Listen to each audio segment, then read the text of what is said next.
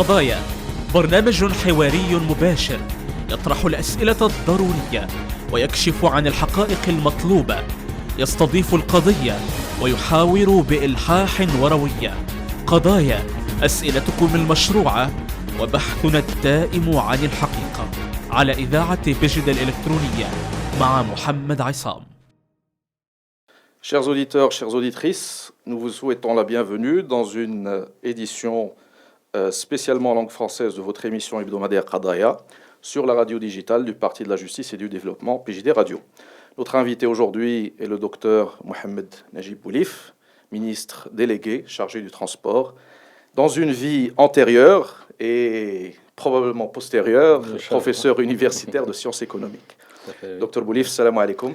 Alaykoum salam wa rahmatullah, shukran lakoum. Bonjour et merci de nous rejoindre pour cette émission. C'est moi qui vous remercie, merci. Alors, beaucoup d'informations, souvent contradictoires, circulent à propos du bilan économique du gouvernement Ben Kiren. Les articles de presse représentent parfois une situation économique morose, voire dangereuse. Qu'en est-il vraiment? Nous allons commencer à éclaircir ces sujets à travers un premier axe de discussion pendant cette émission, l'évolution des principaux indicateurs macroéconomiques depuis la nomination du gouvernement Ben Kiren. Nous essaierons pour cette émission d'avoir un aperçu à vol d'oiseau, comme on dit, sur quelques principaux indicateurs macroéconomiques et donc leur évolution depuis le début du mandat de ce gouvernement jusqu'à la date d'aujourd'hui. Nous tenons à informer nos auditeurs et auditrices que la grille de votre radio digitale PJD Radio sera bientôt enrichie, Inch'Allah, d'une nouvelle émission exclusivement en langue française et qui sera dédiée à la discussion du bilan économique notamment du gouvernement et des perspectives à venir à l'occasion des prochaines élections législatives du mois d'octobre.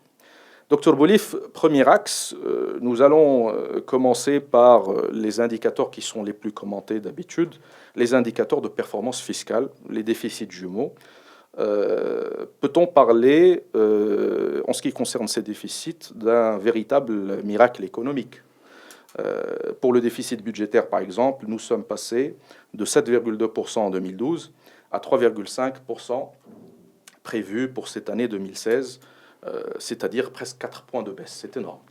Oui, effectivement. Je tiens tout d'abord à vous remercier pour cette invitation, puisque je pense effectivement qu'il faut travailler sur des sujets d'actualité. Il faut le dire maintenant, le sujet d'actualité, c'est effectivement quelles sont les performances économiques de ce gouvernement. La première des choses, c'est qu'un gouvernement doit d'abord, avant de faire des performances qui vont dans une valeur ajoutée probable, qui ne peut être que probable, l'essentiel, c'est effectivement de rétablir la situation existante et de faire en sorte que le climat global et général des affaires puisse être un climat favorable aux investisseurs, mais aussi à l'ensemble des intervenants dans la scène économique. Il faut dire que le Maroc, donc 2011, c'est le printemps arabe, c'est la réforme de la Constitution, c'est le nouveau gouvernement de Ben Kiren, donc en 2012. Et il faut donc partir d'une situation existante, c'est-à-dire qu'il n'y avait pas de stabilité probable, que ce soit une stabilité économique mais aussi sociale et politique. Et il faut dire que ce gouvernement a eu donc cette audace avec l'ensemble des Marocains de pouvoir donc rétablir cette stabilité morale et sociale qui va permettre à l'environnement économique de s'épanouir. Mais il faut dire aussi qu'au début de ce gouvernement, comme vous le saviez, il y avait pas mal d'acteurs économiques qui étaient vraiment sur le qui-vive, c'est-à-dire on ne savait pas ce qu'allait faire ce PJD, ce gouvernement, on ne pensait pas aller investir, et donc il fallait quand même donner à ces gens-là, à ces opérateurs économiques, à tous nos interlocuteurs de l'autre côté, donc cette idée globale que le Maroc avance positivement, qu'il est stable et qu'il a les moyens effectivement de contenir le printemps arabe d'une manière positive. Donc c'était l'un des premiers efforts à faire par ce gouvernement, et je pense qu'après 4 ans et demi, nous pouvons nous réjouir du fait que économiquement et socialement, le Maroc est un pays qui reste quand même stable au niveau de ses fondamentaux.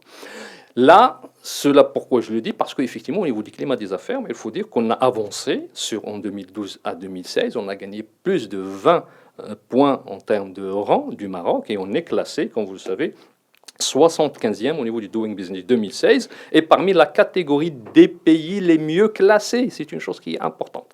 Il faut dire aussi que cette stabilité nous a permis de récolter des investissements étrangers parce que les gens, les autres, les investisseurs étrangers font confiance à notre pays, font confiance à ce Maroc qui se métamorphose et qui se développe. Et donc forcément, lorsqu'on parle des IDE, des investissements étrangers, directs, là aussi, on est passé d'une moyenne sur la primature, sur l'ancien gouvernement, je parle que du dernier, en 28 milliards et demi en moyenne, alors que le gouvernement Benkiran 1 et 2 est passé à une moyenne sur les 4 années de 35 milliards de dirhams d'investissement étranger. Et donc, il y a cette confiance qu'on a pu ramener, et ça, je le dis et je le répète, c'est une chose qui est primordiale pour faire de l'économie. Maintenant, effectivement, il y avait des indicateurs, il y avait un environnement macroéconomique avec un certain nombre d'indicateurs qui étaient fort malheureusement, fort dégradés. Dans le rouge. Et dans le rouge, et non pas dans le rouge, mais sur une lissade qui va vers le rouge. C'est-à-dire, j'ai des chiffres ici du solde du compte courant, comme vous l'avez dit. On est passé de moins 4,4 en 2010 à moins 7,9 en 2011, à moins 9,5 en 2012. Si on n'avait pas arrêté l'hémorragie en 2012 du compte courant, on était bien parti sur un nouveau plan d'ajustement structurel, puisque les valeurs du plan d'ajustement structurel de 83, c'était effectivement les moins 10, moins 11 et moins 12%. Donc la première chose fondamentale qu'il fallait faire, c'est stopper cette hémorragie. Et ce n'est pas chose facile. Ceux qui pensent que stopper une hémorragie qui va de moins 4 jusqu'à moins 9, moins 10, et ça allait continuer, la stopper, ce n'est pas une chose évidente. Donc il fallait faire des choix, et je le dis bien, il fallait faire des choix stratégiques. Fallait-il faire de la valeur ajoutée? Fallait-il faire de la croissance d'abord? Ou fallait-il stopper cette hémorragie? Nous avons choisi consciemment, le gouvernement Benkiran 1, essentiellement avec nos partenaires, les 3 autres partis, de pouvoir donc aller dans ce sens de stopper cette hémorragie, et chose qui a été faite d'une manière excellente, puisqu'on a excellé.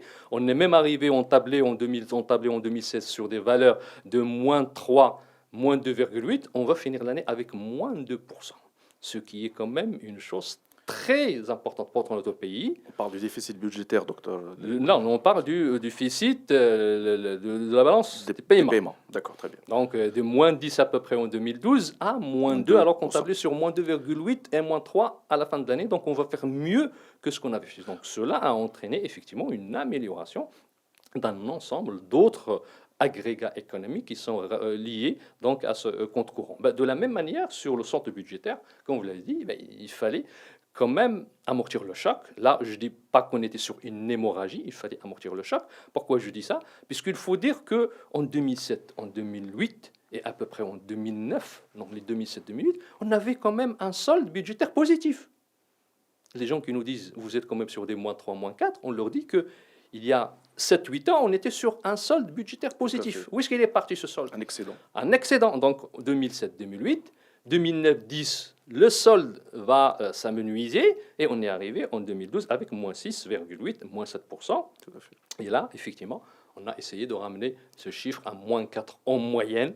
C'est une valeur qui est, à mon sens, très acceptable puisqu'on ne peut pas rétablir les déficits jumeaux en gagnant 7 points d'un côté et en gagnant aussi 7 points de l'autre, puisque cela nécessite plus de 120 milliards de valeur ajoutée chaque année additionnelle, chose qu'on n'a pas jusqu'à présent. Mais on peut dire que sur ce créneau-là, rien que pour ces deux éléments, on a pu donc améliorer favorablement donc, nos indicateurs, et cela, pour nous, c'est une chose qui n'est pas, je dirais, qui n'est pas facile à traiter de l'autre côté, donc il ne faut pas la prendre à la légère, c'est une chose qui est importante, et on a pu redresser la barre à ce niveau-là, et à côté de ça, on a tout ce qui est positif, c'est-à-dire la rentrée donc, au niveau des recettes RME qui sont... On va en parler. Voilà. Donc il y a quand même d'autres éléments positifs qui ont suivi.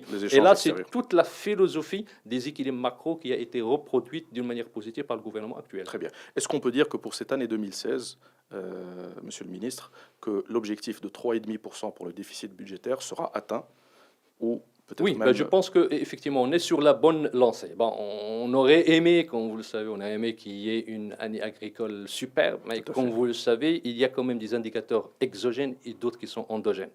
Il ne faut pas taxer un gouvernement sur ce qu'il ne peut pas, c'est-à-dire des choses qui sont exogènes.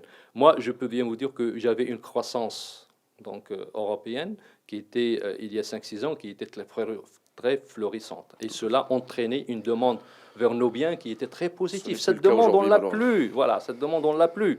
Donc, où est-ce que je vais avoir mon demande extérieure, moi? Donc, il va falloir donc, travailler dans son environnement, qu'il soit régional, donc l'UMAL, la région MENA, les pays arabes, ou bien la région monde. La région monde. Si l'Union européenne tablait sur un taux de croissance de 3-4% il y a 5-6 années. Maintenant, ils tablent sur du 2, du 1,5%. Et ils sont en train de réviser à chaque fois, le FMI, la Banque mondiale sont en train de réviser ces taux de croissance. Et cela, effectivement, nous pousse, nous aussi, à essayer, dans cet environnement qui est parfois pas souvent favorable, avec les hausses des prix qui en ce moment reprennent. Comme vous savez, des prix des produits pétroliers, on est à 49, 50, 51%. Cela va donc nous mener d'ici la fin d'année à quelques difficultés à ce sens, mais je pense qu'on va être en dessous de 4%, Inch'Allah. Très bien. Ça nous ramène à notre deuxième axe de discussion. Bien entendu, quand on parle d'indicateurs macroéconomiques, le principal indicateur macroéconomique qui est suivi par les commentateurs est le taux de croissance auquel vous venez de faire allusion. Oui. Alors, deux questions. La moyenne du mandat du gouvernement Ben Kiran 2012 à 2016, la moyenne annuelle de croissance économique, est-elle satisfaisante à vos yeux? Et deuxième question, a-t-on fait du chemin pour réduire la volatilité de la croissance? Parce qu'une des tares de la croissance marocaine est sa dépendance vis-à-vis de la pluviométrie et l'année agricole. Oui. Qu'est-ce qu'on a fait sur ces deux volets? Alors, la moyenne et la volatilité. Alors, lorsque j'essaie de comparer ma croissance, moi je fais comme les équipes de foot, si vous voulez. On ne peut pas dire qu'une équipe est bonne ou mauvaise qu'en la comparant à ce qui est en face. Je peux être très mauvais, mais si j'ai celui qui est en face est plus mauvais que moi, je vais être meilleur que lui. Et donc, je vais marquer plus de buts. La croissance, on doit la comparer par rapport à son environnement. Moi, actuellement, j'ai quelques comparaisons. Je vous donne l'exemple. La Chine faisait, dans le mandat JTO, faisait une moyenne de croissance de 11,7%. Elle est passée à 9,7% sur le mandat de Abbas El-Fassi. Elle est passée sur le mandat de Ben Kiran à 6,4% en moyenne. J'ai des chiffres pour l'ensemble de la région MENA. Il était à 6,4 le mandat de JTO. Ils sont passés à une moyenne sur 4 années, la région MENA de 3%. Je passe à un autre exemple, le monde arabe, puisqu'on fait partie du monde arabe. On est passé de 6,7 à quelques 3,9%.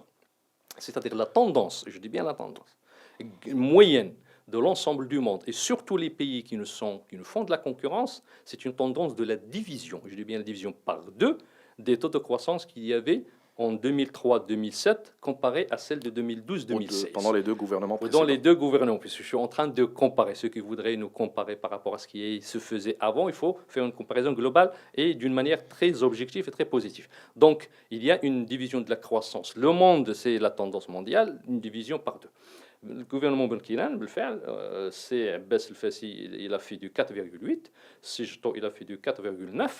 Donc c'est à peu près les mêmes. Le gouvernement Ben Kiran, les deux gouvernements, ils ont fait du 3,7, 3,8. Donc on est quand même à un point de baisse. Mais lorsque je dis un point de baisse, il faut le situer par rapport à l'environnement. On a eu 2 années de sécheresse sur 4 consécutives, alors que le gouvernement Abbas El-Fassi n'a eu qu'une année et le gouvernement Jton n'a eu qu'une année. Et lorsque je dis sécheresse consécutive, 2 années au lieu d'une, ça parle de 1 jusqu'à 1,5 points au niveau de notre taux de croissance. Donc, si on n'avait eu rien qu'une année de sécheresse et non pas 2, on aurait été dans la moyenne des taux de croissance dans les 4,7,8% qui ont été faits par les deux gouvernements précédents. Donc, à ce niveau, et en se comparant par rapport aux autres pays qui sont des pays concurrents ou là qui se trouvent dans la moyenne du Maroc, on peut dire qu'on est quand même dans une situation qui est très positive. Alors l'essentiel, c'est de pouvoir dire, est-ce que effectivement, vous avez parlé de la volatilité. Il faut dire qu'avec les politiques sectorielles et dans les différents domaines, essentiellement au niveau donc du secteur industriel, la politique industrielle ou la stratégie industrielle et la stratégie donc du Maroc vert, ces deux stratégies ont permis, je pourrais dire, d'inverser la tendance en termes de composantes de termes de croissance.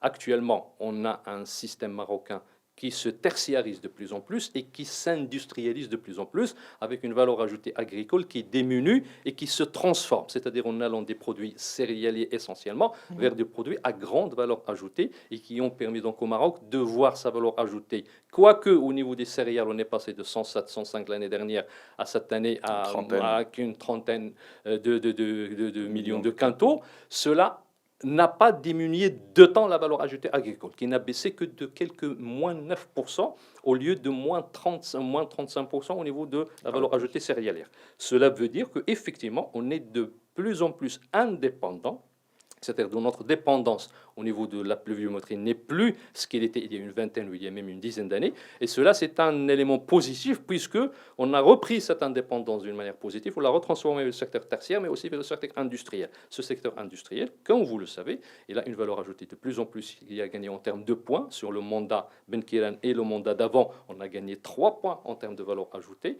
donc en termes de croissance de PIB. Et cela, c'est très positif. Et on est passé, comme vous le savez, on n'est plus premier exportateur de pétrole en termes de devises, mais premier exportateur de phosphate, qui sont les devises, mais c'est plutôt maintenant les exportations d'automobiles. C'est-à-dire qu'on est en train de revoir notre croissance au niveau de la base, et c'est un chemin de longue haleine, c'est-à-dire qu'il faut le poursuivre. Et nous pensons qu'effectivement, cette année, il va y avoir donc des éléments très positifs au niveau même de cette exportation automobile et donc de la production automobile. Et comme vous avez suivi ces 15 derniers jours, tout le monde parle d'un climat positif de production industrielle, c'est-à-dire que les entrepreneurs producteurs industriels, ils ont la confiance au niveau des 3 mois à venir, et cela donc va permettre d'accroître notre production industrielle. Et je pense qu'on va donc se rattraper sur le taux de croissance agricole d'une manière très positive. De la même à revoir la structure de notre modèle de développement, je pense qu'on est en train de le faire. Et je pense que notre modèle de développement mériterait qu'on y attache une autre interview plus en détail. Tout à fait, c'est un point extrêmement important, ce que les économistes de développement appellent, enfin, les pays qui dépendent dans leurs exportations principalement de leurs ressources naturelles, qui était le cas du Maroc pour les phosphates jusqu'à. C'est un milestone, comme on dit, très important que d'avoir le secteur automobile dépasser les exportations de phosphate. Alors, troisième type d'indicateur macroéconomique, Dr Boulif, les échanges extérieurs. Je pense que là aussi, toutes les statistiques que nous avons vues pendant les derniers mois nous indiquent des augmentations records, des niveaux records qui sont atteints, que ce soit pour les réserves de change qui sont, les dernières statistiques parlent de 245 milliards de dirhams il y a une semaine, c'est-à-dire plus de 7 mois et quelques d'importation, les investissements directs étrangers auxquels vous avez fait allusion, notamment où il y a eu une augmentation à une moyenne de 36-37 milliards de dirhams annuels, les transferts de MRE, les recettes de voyage touristique également. Un mot rapide un petit peu sur, je pense qu'on peut discuter aussi du taux de couverture des exportations de la balance commerciale. Je pense effectivement que dans cette logique de refonte, je dirais, de notre modèle de développement, il faut être conscient du fait qu'il va y avoir des changements qui vont se faire au niveau de notre demande en elle-même, c'est-à-dire que les éléments de la croissance se transforment de plus en plus. À un certain moment, on se basait sur la demande intérieure, lorsqu'on avait des excédents, etc. Donc il y avait toute cette manne au niveau du gouvernement, il y avait des hausses de salaire, les 600 dirhams, il y avait donc cette caisse de compensation qui compensait, etc. Donc il y avait une accélération au niveau de la demande intérieure. Cela a permis effectivement de soutenir un modèle de développement qui était en termes de demande intérieure très fort en termes d'accroissement. Maintenant, de plus en plus, lorsqu'il y a eu la décompensation, il y a eu de plus en plus donc une maîtrise donc des flux généraux, mais aussi de la balance macroéconomique marocaine, je parle de l'économie dans son ensemble, on est en train de se transformer vers un modèle où la composante donc commerce extérieur est la plus importante au niveau de la croissance dévolue au niveau du pays. Et cette balance commerciale avait une participation négative il y a 4-5 années. Maintenant, cette participation est devenue positive, c'est-à-dire que le développement des échanges se fait de plus en plus en faveur des exportations au détriment des importations, c'est-à-dire qu'on gagne en termes de taux de couverture. En 2012, j'ai le chiffre de 47, on était à un taux de couverture de 47,8%. Maintenant, on est presque à 60. En 2015 j'ai 58. C'est-à-dire qu'on a gagné 10 points en termes de couverture. Lorsque je dis 10 points, c'est-à-dire qu'on est en train de voir notre modèle se transformer d'une manière positive vers plus d'exportation et moins d'importation. Cela n'empêche que lorsqu'il y a une forte demande intérieure qui se fait, surtout dans le secteur industriel, que l'importation est importante. J'ai le chiffre actuel sur les 4 à 5 premiers mois de 2016. Les importations en termes d'équipement, ils ont dépassé les 2 chiffres, c'est-à-dire plus de 10%. Mais les autres, ils sont à plus 4, à plus 5, plus 6%. Et lorsque je dis augmentation des importations des biens d'équipement, cela signifie c'est qu'il y a un investissement au niveau du pays qui se lance, et ça, c'est une bonne chose. C'est-à-dire la valeur ajoutée industrielle va crescendo ces derniers mois, et donc cela va être très positif au niveau de notre demande. Effectivement, vous l'avez dit, ça a un impact automatique sur nos avoirs en devises. Il faut dire qu'en 2012, lorsque j'étais dans les premiers conseils du gouvernement, on nous disait attention, on va être à moins de 3 mois de devises. Qu'est-ce que ça signifie? Ça signifie que on était presque à une limite de non-paiement. On ne pouvait plus payer nos importations. Ça a doublé aujourd'hui. Maintenant, oui, ben, il faut le dire, on était à moins de 3 mois. Maintenant, on va finir l'année, Inch'Allah, à 8 mois. Ben c'est quand même très avantageux pour notre pays. Et lorsqu'on parle de 245 milliards de dirhams, c'est quand même une manne, une réserve qui est très importante. Allez voir nos pays voisins. Allez voir nos pays voisins. Ceux qui avaient, à titre de comparaison, ceux qui avaient des milliards de dollars, des 150 milliards de dollars, actuellement, ils sont à 50 milliards de dollars. C'est-à-dire avec les prix, la baisse des prix. Alors que les autres pays, ils voient leurs avoirs extérieurs baisser. Nous, on a une courbe contradictoire, c'est-à-dire qu'on est en train d'augmenter. Et ça, c'est aussi un élément très positif, puisque lorsqu'on se situe sur cette courbe croissante, je pense qu'on va avoir donc un avenir à ce niveau qui est très positif, d'autant plus que ni les recettes RME ne fléchissent, donc ils sont toujours positifs, et j'ai du plus 4% sur les 5 premiers mois. Les recettes touristiques, eux aussi, sont positifs, ils ne fléchissent pas malgré tout ce qui se passe au niveau de l'environnement qui nous est proche. Et puis voilà, les IDE, il faut le reconnaître, et on a eu 3 premiers mois un peu difficiles, mais nous espérons, avec ce qui va se faire d'ici la fin d'année, les grands projets, on va se rattraper sur les IDE de cette année, de là à avoir donc une moyenne globale de quelques 36-37 milliards de dirhams, qui est un chiffre qui est le deuxième au niveau de l'Afrique. Ces éléments-là sont quand même des éléments qui nous fassent, je dirais, rougir de bonheur, ça, il faut le dire. Merci, Monsieur le Ministre. Nous allons enchaîner sur une pause de quelques minutes et nous reviendrons sur notre dernier axe. Parfait.